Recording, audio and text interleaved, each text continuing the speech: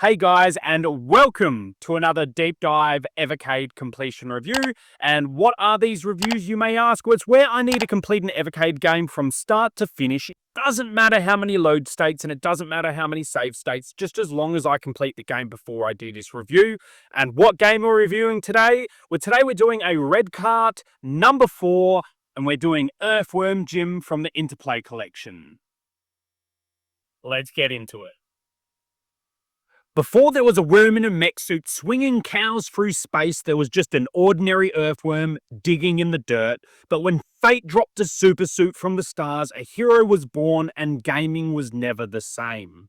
Today we're diving deep into the weird, wild and wonderfully difficult world of Earthworm Jim. A game that threw out the rulebook and replaced it with a slapstick chaos, razor-sharp controls and a heavy dose of 90s attitude. From the moment Jim wriggles into that ultra high-tech supersuit, you're thrown into a universe where cows fall from the sky, villains are as bizarre as they are hilarious, and every level feels like a new, unpredictable fever dream. But here's the real question. Was it just the magic of growing up in the golden age of gaming that made Earthworm Jim feel so special? Or after all these years, does Jim still have the guts and the guns to hold up against today's platforming legends? Let's jump headfirst into the madness and find out. As always, we'll be looking at the story, sound, and gameplay, but before we do that, let's have a little bit of behind the scenes on Earthworm Jim. That's right, before we dive headfirst into all that worm-slinging madness, let's rewind the clock a little. Earthworm Jim was the brainchild of Doug Tenapel, brought to life by the brilliant minds at Shiny Entertainment and led by the legendary game designer David Perry. It first wriggled its way into the scene back in 1994, launching on the Sega Genesis and quickly leaping over to the Super Nintendo soon after. At a time where platformers were everywhere, Earthworm Jim just didn't follow the crowd. It exploded onto the stage with a cartoon-quality animation, twisted humour, and gameplay that could go from hilarious to brutally tough in seconds. 1 minute you're flinging cows into the air and the next you're dodging snot monsters on a bungee cord made of, well, something very gross. Trust me, we'll get there. And the world went nuts for it. Earthworm Jim wasn't just a game, it became a full-blown phenomenon, spawning sequels, action figures, and even a Saturday morning cartoon show that somehow made things even weirder. Now let's dig a little deeper into the brilliant and slightly bonkers minds behind Earthworm Jim, and that is Shiny Entertainment. Shiny was founded in 1993 by David Perry, a developer who had already made a name for himself working on hit games like Cool Spot and Aladdin for the Sega Genesis. After seeing how often licensed games, the ones based on movies, brands, and other safe ideas, dominated the market, Perry wanted to break away.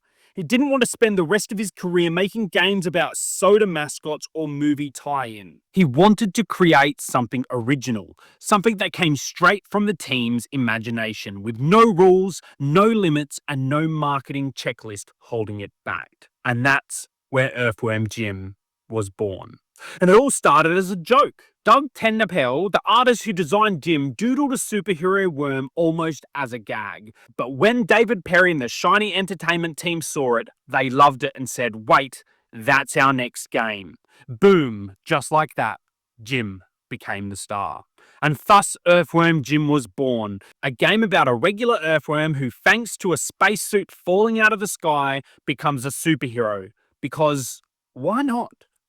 It was weird, it was wild, and it gave the Shiny team the freedom to cram in every crazy idea they could dream up, from bungee jumping battles to launching cows into orbit.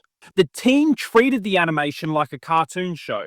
Instead of blocky, pixel by pixel animation like lots of 90s games, Shiny hand drew every frame with massive detail and then shrunk them down to fit into the game. And that's why Earthworm Jim looks and moves so much smoother and crazier than a lot of other platformers from the same era. But Shiny just didn't stop with Jim. After Earthworm Jim's success, the studio went on to create some other memorable titles too, like MDK, which is short for Murder Death Kill, but don't worry, it's actually a funny sci-fi shooter, Wild 9 for the PlayStation, and Sacrifice, a cult favourite strategy game with stunning visuals for its time. Every game's shiny touch had some sort of fearless creativity, big, ambitious, a little bit risky, and totally unique. They weren't trying to fit into that gaming world, they were trying to warp it into their own hilarious, twisted way. And for a while, it worked beautifully. Thanks to games like Earthworm Jim, Shiny Entertainment carved out their place in gaming history, showing that sometimes the weirdest ideas are the ones people remember the most. And when Shiny Entertainment first started working on Earthworm Jim, they had that creativity, the talent, and the crazy ideas. But what they didn't have, unfortunately, was the money, the infrastructure to actually publish and distribute a big game worldwide. And that's where Interplay come in. David Perry, Shiny's founder, showed an early version of the game to Interplay, and they immediately saw the potential. Well done, Captain! That was awesome! That wasn't awesome! You ain't genius! I've never played a game this thing! Oh, I never should have doubted you, boy! There's a plan in everything, kid. They loved the animation style, the humour, and the fast gameplay, and they knew it wasn't just another cookie-cutter platformer. So Interplay agreed to publish the game, helping with funding, marketing, manufacturing, and getting it into store shelves. Basically, Shiny made the game, but Interplay made sure the world actually got to play it. And it turned out to be a perfect partnership. Interplay had already published some hits like Battle Chess and The Lost Vikings, and with Earthworm Jim, they landed one of the biggest original characters of the 90s. Did Jim ride off into the sunset? Sort of, but not for long. Over the years, there were a few attempts to bring back our favourite super-suited worm back. In the sequels, Earthworm Jim, Menace to the Galaxy, and Earthworm Jim 3D. But wait, in 2019 there was a huge announcement. The original creators of Earthworm Jim were teaming up for a brand new game, Earthworm Jim 4, planned exclusively for a new system called the Intellivision Amico. It was supposed to be a real return to form, bringing Jim back with that hand-drawn animation style, crazy human, and classic platforming. But the Amico itself ran into massive delays and controversies, and as of now, which is 2025, the game still hasn't released and the future is very uncertain. A few teaser clips showed Jim flying around on rockets and cracking jokes, but a full game still missing in action. And if you're a Jim fan like I am, you're basically stuck crossing your fingers and hoping he still makes a comeback someday. So yeah, even though we finished Earthworm Jim, Jim has tried to wriggle back into the spotlight a few times, and honestly, with the right team, the right style, and the original chaotic heart, Earthworm Jim could still absolutely shine today. Let's take a look at the story. Alright, buckle up folks, because we're about to dive into the absolute nonsense that is the story of Earthworm Jim. It all starts with our hero, Jim. Yes, just a regular garden variety worm, doing what worms do best, squiggling around in the dirt, minding his own business, living his best worm life. But this isn't any ordinary worm. Oh no, Jim's about to get the opportunity of a lifetime. An ultra high-tech, super-powered, ultra absurd spacesuit falls straight from the sky and lands right on top of him. Talk about the luck of the worm, huh? It's like winning the lottery if the lottery was also a mind-bending, violent, intergalactic adventure. So, Jim gets this suit, and what does he do? Does he hide in his hole and think, I'm just a worm, I should probably stay in my lane? Nope. Jim goes full superhero mode and immediately starts running around like he's the new guy in charge of saving the galaxy. Now with his new suit, Jim's got some serious power, some super strength, blasters, and the ability to jump like he'd been taking gym classes from Mario. He's feeling invincible. But what's a hero without a villain? Enter Queen Slug for a Butt, the sassy, power-hungry ruler of the universe who thinks she's just a little too fabulous for her own good. This lady's got some serious ego issues. She's got the face of a slug and the attitude of a villain in a B movie. And she wants to, wait for it, destroy the Earth and take over the universe. Why? Because why not, guys? We've got Psycrow, a crow with a brain the size of a walnut and a laser gun that he thinks makes him look cool. Spoiler, it doesn't. Then there's Evil the cat, who's not just evil, but also incredibly, laughably incompetent at being evil. Honestly, he probably needs a new career path. But Jim doesn't care. He's not here for logic. He's here to save the day in the most chaotic, absurd ways possible. Whether it's riding rockets through space, fighting giant mutant intestines, don't ask, we'll see the footage later, or throwing cows for no good reason, Jim's got one goal: to stop Queen Slug for a Buck from ruining everything. And you know what? It's absolutely ridiculous. But that's what makes it so much fun. Jim's not a hero because he's smart or trained. He's a hero because he got lucky. He put on a super suit and said, screw it, I'm going for it. So the next time you're wondering how a worm ends up saving the galaxy, just remember it's all about being in the right place at the right time and maybe having a suit that's way too powerful for your own good. Welcome to Earthworm Jim, the ridiculous, wacky, and absolutely everything you didn't know you needed from a 90s platformer. Now listen up, let's talk about the music. It's like a 90s cartoon show had a baby with a rock band and then sprinkled in some jazz for good measure. Seriously, I don't know who thought, hey, let's make the soundtrack sound like an alien orchestra that's had way too much coffee, but whoever it was, I salute them. You've got all these over-the-top, super dramatic tracks that make you feel like you're about to save the world, only to be interrupted by quirky cartoon beats. One minute, you're battling Evil the Cat, and the next, you're rocking out to a theme that sounds like it came straight out of a 90s dance party. It's chaotic, it's bizarre, and honestly, it's perfect. Every track, from the funky space levels to the crazy levels inside mutant intestines, matches the absurdity of what you're seeing on screen. But wait, we're not done yet. The sound effects in Earthworm Jim, they're next level. You've got Jim's voice, which, let's face it, sounds like a worm who's had few too many energy drinks. He's constantly shouting things like, yippee! And plasma! And of course the iconic, oh yeah. It's not just catchy, it's part of what makes the character so fun to listen to. You feel his ridiculous energy through his weird little worm noises.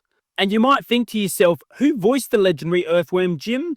The voice of Earthworm Jim was none other than the creator, Doug Tenapau. These were simple, fun sound bites, no long dialogue. Doug just jumped into the recording booth and did them himself because it fit the goofy, exaggerated style they wanted. But here's the fun fact. When they actually made the Earthworm Jim cartoon, guess who voiced him? Dan Castellaneta. Now before you get all, wait, that's Homer.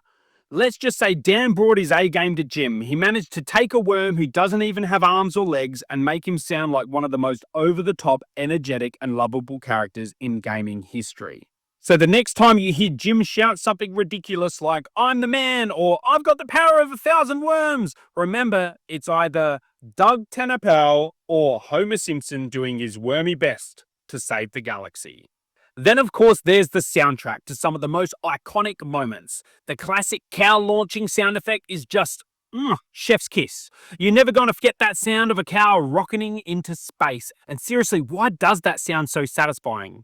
And don't even get me started on those enemy noises. You got the Psycho giving you his totally ridiculous "ah" every time you defeat him, and Evil the Cat sounds like a giant house cat on a mission, but also kind of like he's just figured out how to use a laser gun for the first time. Honestly, the sound of Earthworm Jim just adds a bit to the charm. It's weird, it's fun, and it's one of those things that you can't get out of your head.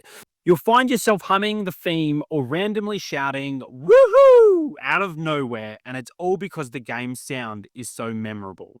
In short, the sound of Earthworm Jim is a full-on experience. It's a chaotic musical roller coaster that matches the absurdity of the game perfectly. Now let's talk about the amazing music that makes Earthworm Jim feel even more like a chaotic roller coaster ride through a cartoon world. And who's the genius behind this unforgettable soundtrack? That would be Tommy Tallarico, a video game music legend who pretty much rocked the 90s. Tommy Tallarico, known for his work on tons of video game titles, created a soundtrack that blended everything from rock and jazz to orchestral scores and outright weirdness. Seriously, his music makes you feel like you're on an epic quest one moment, then in a wacky cartoon adventure the next. And who can forget the New Junk City track? That level will have you tapping your foot while avoiding enemies. And that music didn't just back up the action, it brought it new life in a way that made every jump, every battle feel like an epic moment. So yeah, Tommy Tallarico didn't just compose for Earthworm Jim, he practically turned the game into a musical experience that you couldn't get out of your head. Thanks, Tommy. Let's now talk about the gameplay. Okay, let's talk about something that's absolutely central to this first Earthworm Jim game, and that is its difficulty. The game is tough, and I mean it punches you in the face with its difficulty at every turn. But here's the thing, it's not cheap difficulty. It's the kind of tough that makes you want to keep on playing. It's the perfect blend of frustrating and fun that you just can't get enough of. Let's take a moment to talk about the platforming. Whether you're swinging through the air with Jim's slingshot move, dodging spikes, or leaping across spinning platforms, every jump has to be timed perfectly. One wrong move and it's death. But the best part, when you nail that jump, when you make that perfect swing, you feel like a true gaming legend. You'll probably die a bunch trying to make it, but each death is like a small lesson pushing you forward to finally conquer that obstacle.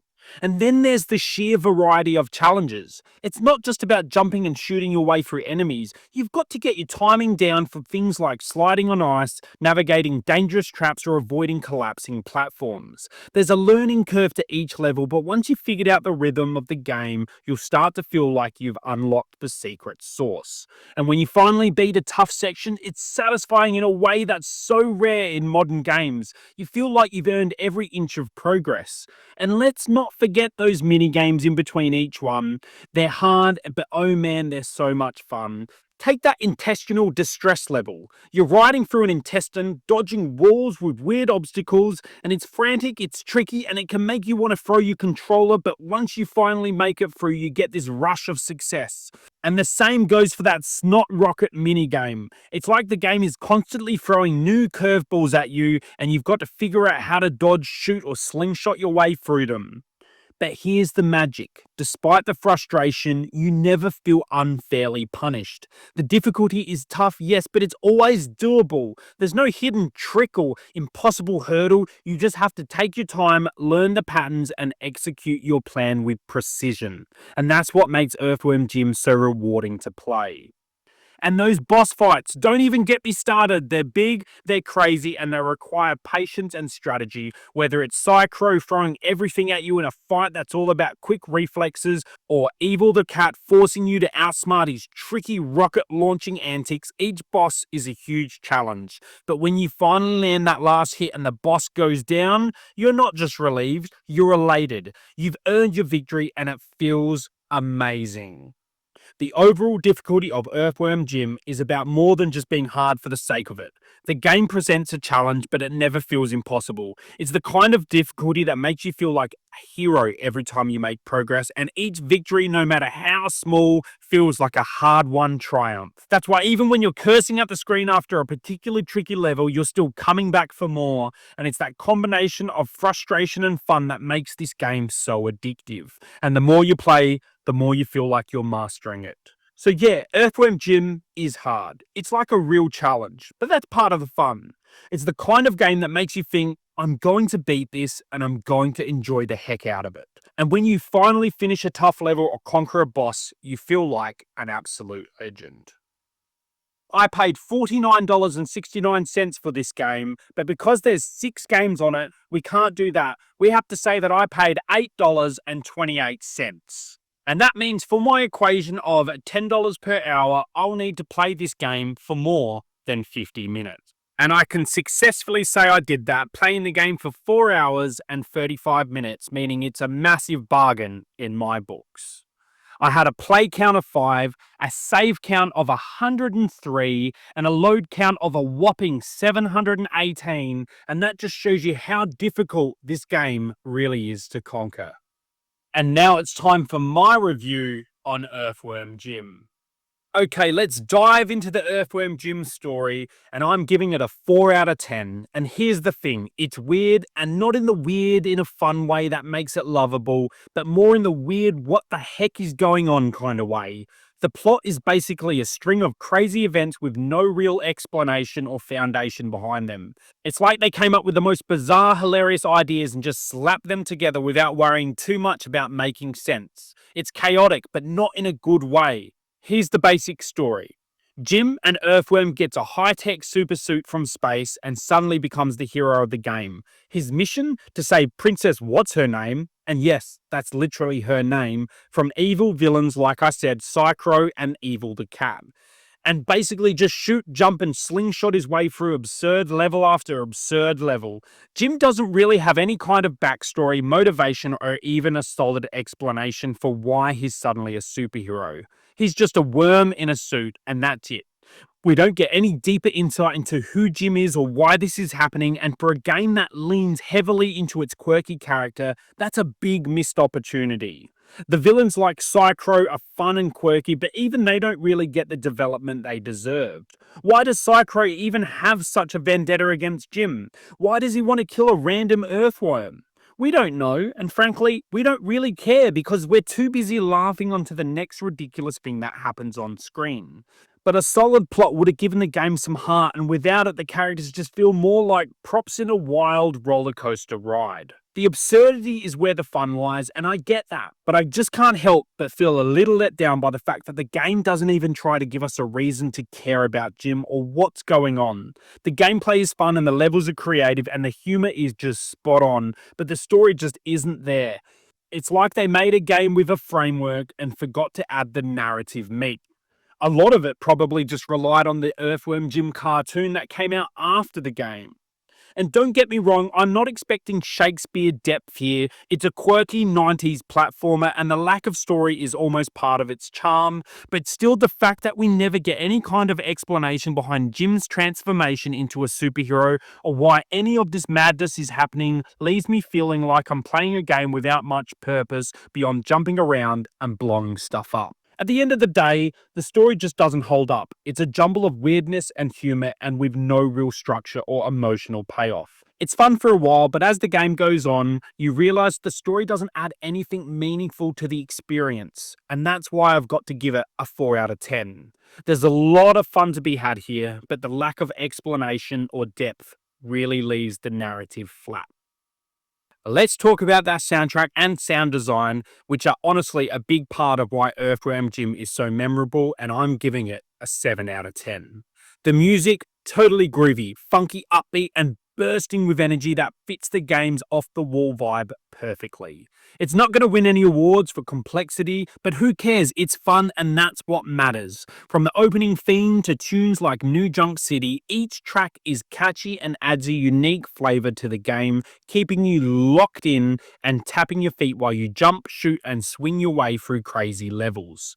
But it's not just the music, it's the voice lines and the sound effects that really take this to the next level. Jim's voice alone with all his quirky one-liners is a huge part of what makes the game so fun. Who could forget his iconic Groovy whenever you leap into the action or the way he delivers "Whoa, Nelly!" Those moments don't just add to the gameplay, they make you laugh out loud. Jim is essentially a walking, talking comedy show and his hilarious voice lines are a big reason why the game still sticks with you today. Composed by the talented Tommy Tallarico, the soundtrack blends perfectly with Jim's voice acting and the sound effects to create a totally engaging, playful atmosphere. Every gunshot, every squishy sound effect when Jim makes a dramatic leap, and every snappy one-liner adds another layer of charm and humour to the game. The audio pulls you deeper into this weird world that is Earthworm Jim, making every moment feel bigger, funnier, and more alive. In one word, the soundtrack is fun. And that's why I'm giving it a solid 7 out of 10. It's catchy, it's funky, and most importantly, it's unforgettable. Plus, after hearing all those hilarious lines, I guarantee you'll be walking away from the game saying, "Groovy!" with a smile on your face.